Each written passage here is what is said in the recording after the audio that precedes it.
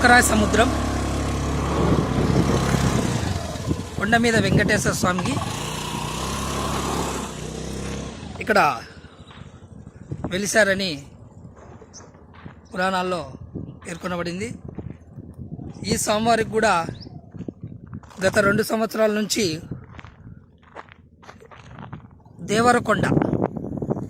దేవరకొండపై జ్యోతిని వెలిగించడం, అదేవిధంగా కొండ చుట్టూ శ్రీవారి భక్తులు పెద్ద ఎత్తున గిరిప్రదక్షిణ నిర్వహించాలని చూడండి. కొండ చుట్టూ ఈ విధంగా శ్రీవారి భక్తులు గిరిప్రదక్షిణ చేయడానికి అనువుగా ఈ విధంగా కొండ చుట్టూ రహదారి మార్గాన్ని ఏర్పాటు చేసుకున్నారు. చూడండి ఎంత అద్భుతంగా ఉందో. ప్రతి ఏటా మాఘ పౌర్ణమి రోజు శ్రీ కొండ మీద రాయుడు వెంకటేశ్వర స్వామి వారికి బ్రహ్మోత్సవాలు ఘనంగా నిర్వహించడం జరుగుతుంది. అందులో భాగంగానే మాఘ పౌర్ణమి రోజు శ్రీవారి రథోత్సవం మరియు అదే దేవరకొండపై అఖండ జ్యోతిని వెలిగించడం, మరి అదే రోజే గిరి ప్రదక్షిణ కూడా భక్తులు ఈ కొండ చుట్టూ చేస్తున్నారు.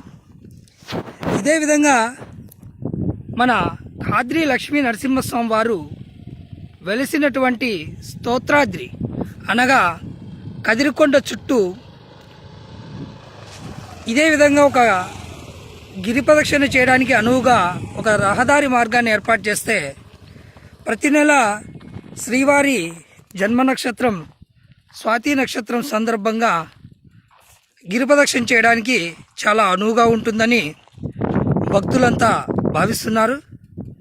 వీరు కేవలం ఒక సంవత్సరంలోపే ఇంతటి చక్కటి రహదారి మార్గాన్ని ఏర్పాటు చేసుకున్నారంటే నిజంగా ఆ భగవంతుని మీద ఉన్న వారి భక్తికి మరియు వారు తీసుకున్న నిర్ణయానికి భగవంతుడు తోడయి వారి సంకల్పం అతి సమీప దూరంలోనే మరియు కాలంలోనే నెరవేరింది.